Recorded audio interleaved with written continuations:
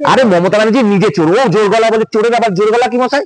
ও তার চোর। তো তৃণমূল তো গোটা পশ্চিমবঙ্গটাকে বাপের সম্পত্তি বলে মনে করে, তাই জন্যই কাজগুলো করে। 100 কোটি টাকা কার রাশিয়ান গার্লফ্রেন্ডের অ্যাকাউন্টে পাওয়া গেছে। ও মমতা ব্যানার্জি এই সমস্ত আলছাল কথাগুলোকে বাদ দিন, এরকম অনেক কথা বলে থাকেন উনি। নিজের দলের দুর্নীতি, নিজের র্যাঙ্ক অ্যান্ড ফাইল লোকের চোর, চুরির টাকায় সংসার চলে।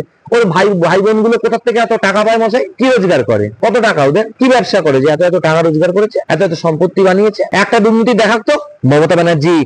নেকা বোকা মমতা ব্যানার্জি। যদি দুর্নীতি বিজেপি করে থাকতো, মমতা ব্যানার্জি কল্যাণ বন্দ্যোপাধ্যায় সুপ্রিম কোর্টে দৌড়াতো না। মমতা ব্যানার্জির পার্টিতে উকিলের অভাব আছে? সুপ্রিম কোর্টে যা। দুর্নীতি নিয়ে যারা বলেছিল মুখে তো ঝাঁটাগাড়ি ঘিরে গেছে, রাফাল দুর্নীতি, অমুক দুর্নীতি, তমুক দুর্নীতি। কিন্তু উনি তো জোর গলায় বলছেন। আরে মমতা ব্যানার্জি নিজে চোর, ও জোর গলা বলে, চোরের আবার জোর গলা কি মশাই? ও তার চোর।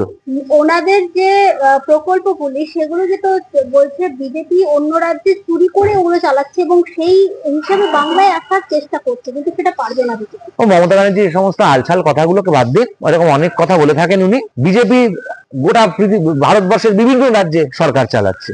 মমতা ব্যানার্জি এমন প্রকল্প করেছে যেগুলোকে দেখায়। অন্নপূর্ণা যে প্রকল্প, ওটা নাকি লক্ষ্মীর ভান্ডারকে মধ্যপ্রদেশে কবে থেকে চালু হয়েছে আর ও কবে থেকে ক্ষমতায় এসেছে আগে বলুন।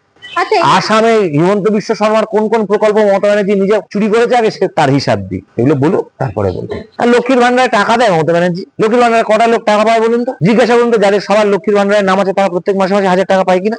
বাজেটে কিন্তু লক্ষ্মীর ভান্ডারের কোনো উল্লেখ পাওয়া গেল না। হ্যাঁ, তো ভোট আছে নাকি 2025-এ বাজেট লক্ষ্মীর ভান্ডারের কোনো উল্লেখ থাকবে? তাহলে কি পরবর্তীতে আবার? হ্যাঁ, 26-এর থাকবে, দেখবেন 26-এ ভোট আছে, 26-এ ঠিক থাকবে। লক্ষ্মীর ভান্ডারটি কি একমাত্র অস্ত্র যেটা মহিলাদের ভোট পাওয়ার? আরে লক্ষ্মীর ভান্ডারে আপনার মনে হয় যে হিন্দুরা লক্ষ্মীর ভান্ডার পায়, তারা মমতা ব্যানার্জিকে সবাই ভোট দিয়েছে? বিজেপির যে ভোট পার্সেন্টেজ, একদম পিওর হিন্দুরা ভোট দিয়েছে। তো হিন্দুরা লক্ষ্মীর ভান্ডার পায় না? যারা লক্ষ্মীর ভান্ডার পায় তারা বিজেপিকে ভোট দেয় না? ভোটার লিস্ট আর ফর্ম 20 নিয়ে মমতা ব্যানার্জিকে বলুন তো, ওর দলের কাউকে বলুন তো আলোচনায় আসতে। ও লক্ষ্মীর ভান্ডার দিচ্ছে বলে ও সব ভোট ও পেয়ে যাচ্ছে?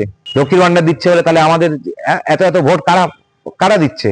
দাদা, একটা লাস্ট প্রশ্ন, যেটা হচ্ছে নিউ টাউনের রাস্তায় দেখা গেল তৃণমূল বিধায়ক শওকত মোল্লার ছেলের দাদাগিরি। তিনি একটা হকি স্টিক নিয়ে ডেলিভারি বয়কে বেধড়ক পেটালেন। তো তৃণমূলের সোহামকে তো নিউ টাউনে গন্ডগোল করতে দেখা গেছে, তার অভিযোগও তো উঠেছিল, রেস্টুরেন্টের মালিককে বেধড়ক মারধর করেছে। তো তৃণমূল তো গোটা পশ্চিমবঙ্গটাকে বাপের সম্পত্তি বলে মনে করে, তাই জন্যই কাজগুলো করে। বাপের সম্পত্তি মনে করে যারা মনে করে তারাই এই কাজটা করবে। দেশে আইন নেই, তৃণমূল করলে পরে পুলিশ কোনো অ্যাকশন নেবে না। মমতা ব্যানার্জি নিজেই বলেছে প্রেস কনফারেন্সে, সবাই শুনেছিলেন, আরে ও যদি তৃণমূল করতো ওকে কি পুলিশ ধরতো? ওই ভূপতিনগরের ব্লাস্টের ঘটনার পরে। তৃণমূল করলে পরে কোন রকম কোনো পুলিশও ধরবে না, কিছুই করবে না। যত খুশি ইচ্ছে চুরি করা যাবে, ডাকাতি করা যাবে, মারধর করা যাবে, এটা করা যাবে, ওটা করা যাবে, সেটা করা যাবে, তাই জন্য করেছে।